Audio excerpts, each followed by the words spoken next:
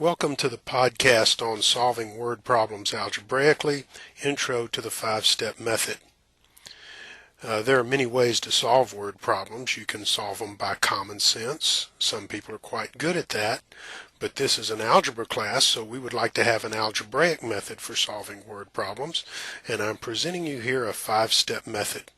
One of the advantages to the method is that anybody who tries can do steps 1 and 2 and get partial credit on any word problem. But with a little bit of practice, you can also do steps 3, 4, and 5 and get full credit on the word problems.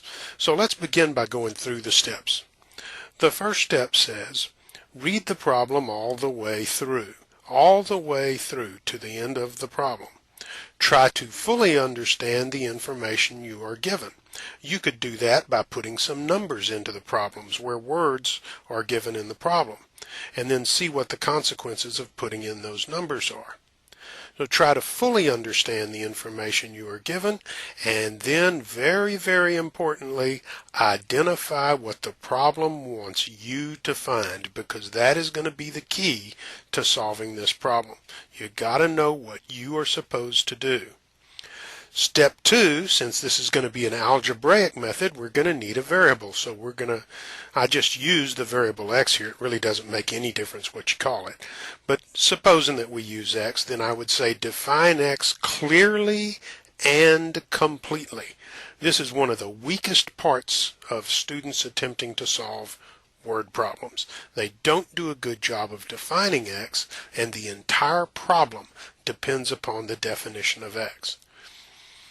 If you can, you want to let x be what you're looking for. So if the problem, for instance, says find the age of Aunt Mary's dog when she married Uncle Tim, you would say let x be the age of Aunt Mary's dog when she married Uncle Tim. Very, very clear, very complete definition of x.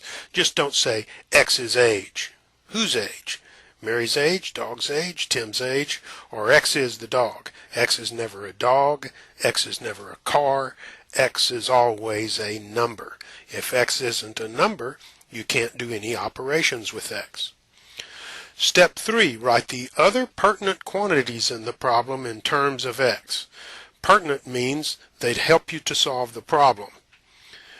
This is probably the hardest part for most people. How do you write the other qualities? How would you write Uncle Tim's weight? How would you write the weight of the dog? How would you write the age of Aunt Mary's daughter? All of these trying to use x. This is what people need help with. I'm going to give you some podcast help and some handout help on this. Don't hesitate to ask for help. But the more you practice these problems, the better you're going to get at step 3. Step 4 says to write an equation that contains x. Now, sometimes the equation for a problem is going to be so obvious it's just going to jump out and bite you on the nose. But sometimes you'll look and look and look at a problem and you're just not going to be able to figure out what the equation is that would set that problem up. And sometimes there might be several different equations that would set it up, but you really can't figure out how to write any of them. When that happens to you, here's a good thing to try. Pick out some quantity in the problem, as close to what you're looking for as possible, or closely related to it as possible, and see if you can find 2 different ways to write that quantity. Perhaps the quantity is Uncle Tim's weight, and the problem says Uncle Tim weighs 175. See if you can find one other way to write his weight that uses the variable x. Once you get a quantity written 2 different ways, you set those 2 ways equal, and that is your problem setup. Step 5, you solve for x. Once you get it set up, you solve it for x. We'll be teaching you the techniques of solving for x, and if x is what you're looking for, you're finished. If not, use x to find what you're looking for. Okay, well, talking about the steps is one thing, using them is something else. Let's take a look here at example 1 and see how these steps are actually done in practice. And by the way, this is the way your questions are going to look on a test. All those blanks that are there to be filled in. If you want points on your test, you have to know how to fill in those blanks. So let's try number 1. It says, when a certain number is increased by 20%, the result is 132. What is the number? Sometimes important and key words are left out when people talk to each other. We tend to talk in a kind of shorthand, and we don't put in every single detail of what we're trying to tell somebody. In this problem, it says when a number is increased by 20%. 20% is part, but part of what? You're going to increase the number by 20% of what? Well, if you start with the number, say the number is dollars, X dollars, and you try to increase it just by 20%, which is 0.20, you'd only be increasing it by 20 cents, not 20%. So when we say a number is increased by 20%, we mean the number is increased by 20% of the number. So if X is a number of dollars, then X dollars is increased by 20% of X dollars, and you're adding dollars to dollars, and that makes sense. You can add dollars to dollars. Now, there's a shorter way to do this, a quick and easy way to write it. Since X is the same as 1X, and 1 is the same as 1.00, we can think of X plus 0.20X as being 1.00X plus 0.20X, which is just 1.20X. So to increase a number by 20%, just multiply that number by 1.20. To increase a number by 45%, multiply the number by 1.45. Okay? It's a very short, very easy to do. Now with those observations in mind, let's go up and try example 1.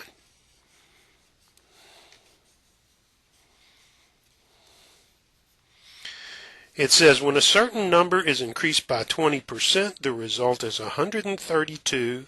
What is the number? We are looking for the number. It says in step 2 that we want to let X be what we're looking for, so let's let X be the number that was mentioned. Oh boy, that's not very good. The number that was mentioned in the problem. Then you could say, well, then 0.20X would be 20% of the number. So 1.20X, as we showed below, would be the number increased by 20%. Okay? Now, the setup equation is pretty obvious here. It says when the numbers increase by 20%, the result is 132. Well, we said 1.20X is X increased by 20%, and when the numbers increase by 20%, the result is 132. That has to give us 132. So that was a pretty easy setup, and as I said, some of these problems are going to have quite easy setups. To solve it, you simply divide both sides by 1.20. You can do this by hand, but you'll also have access to a calculator for most problems. If you do it by hand, you just divide 1.20 into 132, and if you haven't done that for a while, remember that you can't have a decimal in your divisor, so you move that decimal over 2 places. To compensate for that, you move this decimal over 2 places and bring it up to the top and fill in with zeros. And then you just start dividing. 120 goes into 1, no times. 120 goes into 13, no times. But 120 goes into 132 once. Multiply by 120, subtract, bring down the next 0. 120 goes into 120 once. Multiply again by 120, subtract, bring down the next 0, and 120 goes into 0 times, so your answer is X is equal to 110. Whoops, I wrote 111. $110.